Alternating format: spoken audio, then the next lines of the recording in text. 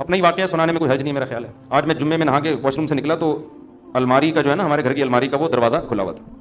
जैसे वो शीशा था उसका खुला हुआ था, मैं टकरा गया उससे। तो घर में मैंने बच्चों को कहा कि भाई ये बंद करना चाहिए था ना, कोई बंदा टकरा सकता है।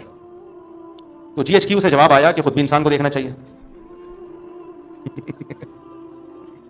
मैंने घर में बच्चों से कहा कि भाई देखो, बंदा वॉशरूम से निकलता है, सामने अलमारी है, अगर उसका वो शीशे का एक खुला होगा तो कोई भी टकरा सकता है ना।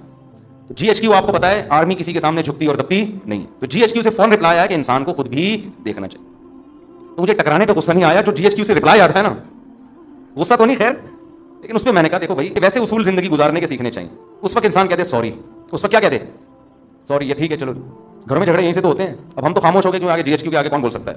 लेकिन जब हमसे कोई गलती होती है और उस गलती का हम खुमियाजा भुगतते हैं, बजाय तोबा करने के उस गलती को सही करार देने की कोशिश में लग जाते हैं।